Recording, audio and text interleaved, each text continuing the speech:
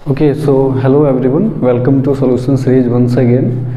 सो हम फिर से आ गए हैं आपके लिए यहाँ पे क्वेश्चन नंबर 3 जो कि इंटेक्स क्वेश्चन है, और ये सीबीएसई एनसीईआरटी जो फर्स्ट केमिस्ट्री का चैप्टर है मैटर इन आवर सराउंडिंग्स, उसका थर्ड इंटेक्स क्वेश्चन जो है हम आपके लिए लेकर आए हैं, जो कि यहाँ पे बोर्ड पे लिखा हुआ है, आप देख सकते हैं। तो चलिए शुरू करते हैं।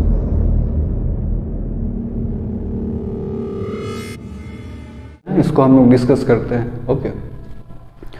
ओके सो क्वेश्चन है कि a diver is able to cut through water in a swimming pool, which property of matter does this observation show.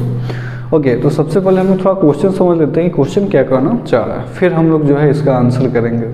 Question कर रहा है कि जो डाइवर होता है, डाइवर आप समझते हैं कि क्या होता है, जो पानी में गोताखोर, जिसको हम लोग गोताखोर बोलते हैं हिंदी में, जो पानी में जो है गोता लगाता है पानी के अंदर, ठीक है ना। आप लोग भी कभी नदी में, तालाब में जो है डाइव लगाए हुएगा, स्विमिंग किए हुएगा, तो आप लोग देखते हैं ना कि आप जब डाइव लगाते हैं, ठीक है, तो जब आप डाइव लगाएंगे तो उससे क्या होगा कि आप पानी को चीरते हुए पानी के अंदर चले जाते हैं, ठीक है। तो यहाँ वही बताना है कि अगर कोई एक डाइवर है, अगर वो पानी में गोता लगा रहा है तो पानी को चीरते हुए पानी के अंदर जा रहा है, तो बताइए कि विच property of matter does this observation show. तो बताना है कि आखिर ये जो है मैटर का कौन सा प्रॉपर्टी ये ऑब्जर्वेशन शो कर रहा है, आपको इससे क्या पता चल रहा है, क्योंकि मैटर के बहुत सारे प्रॉपर्टी पढ़े हुए, कुछ प्रॉपर्टी याद है आपको? अगर याद है तो कुछ प्रॉपर्टी जो है आप बताइए हमको, मैटर का कौन सा प्रॉपर्टी शो कर। देखिए मैटर कैसे देखें हम लोग, तो बहुत सारे प्रॉपर्टीज होते हैं, ठीक है, जिसमें कि आपको पता है कि एक प्रॉपर्टी होता है कि matters have free space between them. जितने भी मैटर्स हैं, चाहे वो सॉलिड हो, लिक्विड हो, गैसेज हो, उनके बीच फ्री स्पेस होता है ना। अच्छा, तो आई थिंक कि वो प्रॉपर्टी यहाँ पे आप लगा सकते हैं क्या? आप क्या सोचते हैं?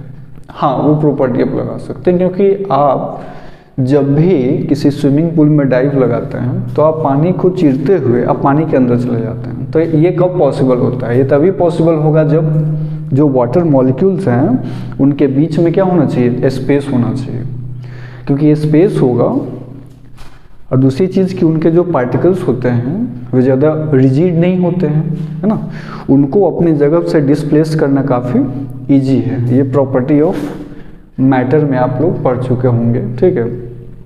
तो ठीक है, तो पार्टिकल्स यानी कि यहाँ पे क्या है कि जो वाटर मॉलिक्यूल हैं उनके बीच में क्या है? स्पेस है।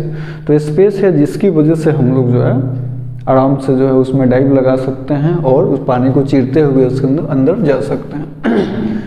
तो हम लोग इसको देखते हैं, swimming pool, which property of matter does this observation show. तो इसका बहुत ही सिंपल आंसर है, ज़्यादा आपको कुछ लिखने की जरूरत नहीं है, सिर्फ एक लाइन में आप इसका आंसर लिख सकते हैं। ओके, चलिए आंसर लिखते हैं, हम लोग शुरू करते हैं। दिस ऑब्जर्वेशन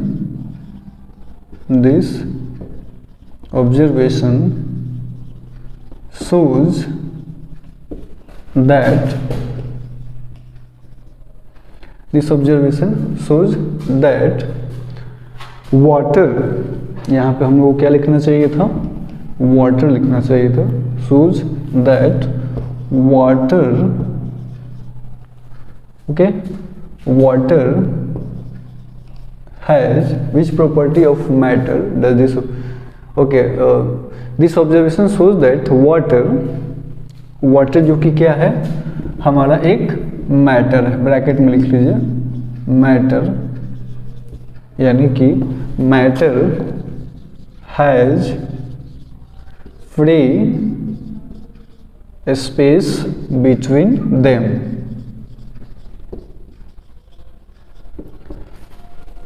बस एक लाइन में आप इसका आंसर लिख सकते हैं, ठीक है। और क्वेश्चन कुछ खास नहीं था, है ना, क्वेश्चन बहुत इजी है। आप अगर सही से फोकस होकर के देखते हैं वीडियो को तो आपको जो है प्रॉब्लम नहीं होगा समझने में। और फिर भी अगर आपको कोई दिक्कत होगा, ऐसे तो दिक्कत नहीं होना चाहिए आपको, बहुत इजी बेसिक लेवल के क्वेश्चन है, फिर भी अगर आपको कोई दिक्कत होता है तो आप कमेंट कीजिएगा और हम कोशिश करेंगे कि आपके कमेंट का जो है जवाब दें। Okay, thank you. Next Intex question number 4 जो है लेकर के आ गए हैं। तो क्वेश्चन क्या है देखते हैं, what are the characteristics of particles of matter. ठीक है, तो क्वेश्चन समझने में आपको दिक्कत नहीं होना चाहिए। क्वेश्चन में पूछ रहा है कि जो पार्टिकल्स ऑफ मैटर इनके क्या क्या कैरेक्टरिस्टिक्स हैं। अच्छा, कैरेक्टरिस्टिक्स आप जानते हैं, कैरेक्टरिस्टिक्स का मतलब क्या होता है, विशेषता। जो पार्टिकल्स ऑफ मैटर्स हैं इनके क्या क्या विशेषताएं होती है। ठीक है, तो आप ये चैप्टर पढ़े हुए हैं तो आपको मालूम है कि जो पार्टिकल्स ऑफ मैटर, देखिए सबसे पहला अगर कैरेक्टरिस्टिक्स की बात करें तो particles of matters are very very small. अगर जैसे हम एटम के लेवल तक जाएं, है ना, या फिर मान लीजिए कि मॉलिक्यूल के लेवल तक जाएं, जैसे आपको पता है कि कोई भी मैटर है वो एटम से मिलकर के बना हुआ है, तो अगर आप एटम के लेवल तक जाते हैं तो वो भी एक पार्टिकल है, तो वो क्या है कि बहुत ही स्मॉल है। तो आप पहला जो है इसका आंसर लिख सकते हैं कि particles of matter are very very small. ठीक है, दूसरा कैरेक्टरिस्टिक्स क्या लिख सकते हैं, दूसरा लिख सकते हैं कि जो particles of matters are continuously moving, है ना, पार्टिकल्स के जो मैटर हैं वो कंटिन्यूसली मूव कर रहे हैं। ये कैसे पता चलेगा, देखिए एक्चुअली में क्या होता है कि सॉलिड में ये मूवमेंट स्लो होता है, बट अगर लिक्विड की बात करें तो लिक्विड में सॉलिड से ज़्यादा होता है और गैसेज में मूवमेंट बहुत फास्ट होता है।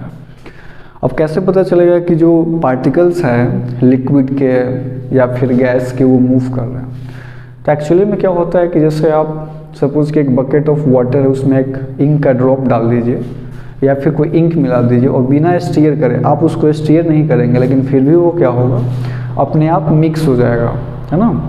जो आपका इंक है वो पानी के साथ अपने आप मिक्स हो जाता है, आप स्टीयर नहीं कर रहे हैं। इसके अलावा मान लीजिए कि एग्जांपल देते हैं, जैसे कि कोई परफ्यूम है जो कि आपके घर के किसी कोने में कोई परफ्यूम लगाता है, तो परफ्यूम जो है आपको, अगर आप घर के किसी दूसरे कोने में हैं तो एयर के थ्रू डिफ्यूज होकर के वो परफ्यूम के पार्टिकल्स आपके नोज तक पहुंच जा रहा है, तो वहाँ भी क्या हो रहा है, डिफ्यूजन हो रहा है। डिफ्यूजन हो रहा है इन द सेंस कि इंटरमिक्सिंग ऑफ 2 और मोर पार्टिकल्स बाय देयर ओन, जिसको हम डिफ्यूजन बोलते हैं। तो यहाँ भी जो है डिफ्यूजन हो रहा है।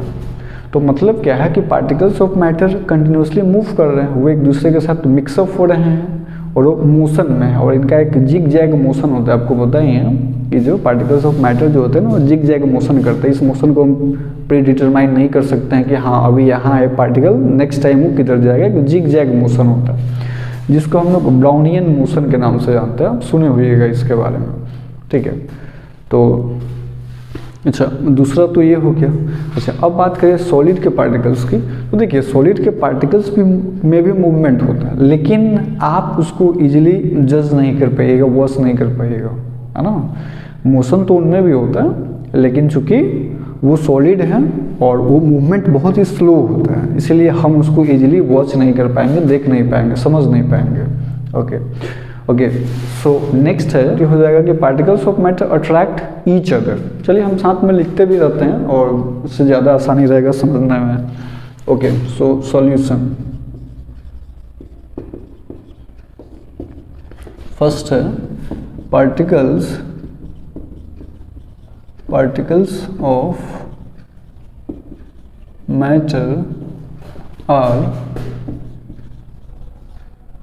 Very small. ठीक है, जैसे कि एटम लेवल की हम बात करें तो ये पार्टिकल्स ऑफ मैटर जो है ना बहुत ही स्मॉल है, छोटे हैं। Even they are beyond our imagination, हम उनको इमेजिन नहीं कर पाएंगे, है ना। हमारा जो थिंकिंग प्रोसेस है उससे भी छोटे हैं, इवन कि हम सपना में भी कभी नहीं सोच सकते हैं, सपना में भी ये नहीं आने वाला है हमारे एटम। ओके, तो particles of matter are very very small. Second, particles of matter are continuously moving. Particles of matter are continuously moving. ये कंटिन्यूसली मूव कर रहे होते हैं, एक जिग जैग पाथ होता है इनका, जिग जैग वे होता है, जिसको हम लोग ब्राउनियन मोशन के नाम से जानते हैं। अगर कोई पूछे कि इनके जो मूवमेंट है, मूवमेंट का आप ऑर्डर बताइए, तो आप गैस में सबसे फास्ट बताइएगा, फिर लिक्विड में और फिर सॉलिड में। Okay, question number 3, okay sorry, point number 3, I am very sorry. Particles particles of matter attract each other. Okay, so particles of matter जो है वो एक दूसरे को अट्रैक्ट कर रहे हैं, क्योंकि पता ही है आपको कि अगर पार्टिकल्स ऑफ मैटर एक दूसरे को अट्रैक्ट नहीं करते हैं तो फिर एग्जिस्टेंस, मैटर का एग्जिस्टेंस जो है ये पॉसिबल नहीं था। जैसे मार्कर है, आप देख रहे हैं, तो ये मार्कर यहाँ पे एग्जिस्ट कर रहा है ना। तो क्यों कर रहा है? क्योंकि इसके जो भी पार्टिकल्स हैं वो कहीं ना कहीं एक दूसरे को होल्ड करके रखे हुए हैं, ठीक है। अच्छा, वाटर आप गिराते हैं पानी, तो पानी एक फ्लो में गिरता है, यानी उसके पार्टिकल्स साथ साथ बंधे हुए रहते हैं, जुड़े हुए होते हैं, जिसको इंटरमॉलिक्यूलर फोर्स आप बोलते हैं। और ये इंटरमॉलिक्यूलर फोर्स ऑफ अट्रैक्शन जो है ये सबसे ज़्यादा सॉलिड में होता है, फिर लिक्विड में, और सबसे कम गैस में, मतलब नेग्लिजिबल होता है intermolecular force of attraction gases में, ठीक है। तो अट्रैक्ट ईच अदर, ये एक दूसरे को अट्रैक्ट कर रहे हैं, जिससे कि वो आपस में बंधे हुए हैं और उनका एक पर्टिकुलर शेप है, ठीक है। ओके, सो नेक्स्ट पॉइंट जो है ये हमारा क्या हो जाएगा कि particles of matter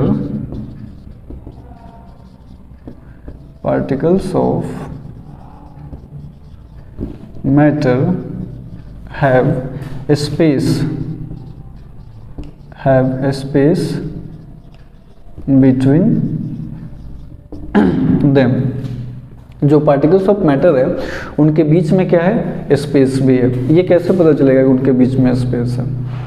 जैसे कि अभी एक एग्जांपल कराए हैं जो डाइवर वाला, जो कट थ्रू वाटर को बीच से वो डाइवर जो है कट करके अंदर चला जाता है।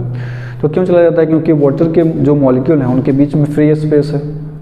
इवन के सॉलिड ऑब्जेक्ट के ऊपर अगर आपको एक कील हलाना होता है तो आप कील भी इजीली हला सकते हैं, प्रेस कर सकते हैं। अगर उनके बीच स्पेस नहीं होता तो फिर ये बहुत मुश्किल था। जैसे कोई लोहे का कोई काफ़ी एक सॉलिड स्फेयर हो हाई डेंसिटी का, उसमें आप कील हलाइए, नहीं हलेगा, या फिर बहुत ही मुश्किल से आप हला पाइएगा, है ना। तो मतलब कि स्पेस होता है, मतलब जो बॉडी सॉलिड हो, लिक्विड हो, गैस हो। सॉलिड हो तो बहुत कम स्पेस है, उससे ज़्यादा लिक्विड में और सबसे कम गैस में, लेकिन स्पेस तो उनके हो गया। सो आई थिंक कि आपको कोई प्रॉब्लम नहीं होना चाहिए। आप चाहें तो इसका स्क्रीनशॉट ले सकते हैं, जो भी यहाँ पे आंसर डिस्कस किया गया आप इसका स्क्रीनशॉट ले लीजिए। और फिर भी अगर कहीं से भी कोई डाउट होता है आपको, कोई भी प्रॉब्लम है, तो आप बेहिचक जो है कमेंट कीजिएगा वीडियो के नीचे, और जब भी मैं कमेंट देखूंगा आपका रिप्लाई करूंगा। मैं अपनी तरफ से पूरी कोशिश करूंगा। Okay, thank you.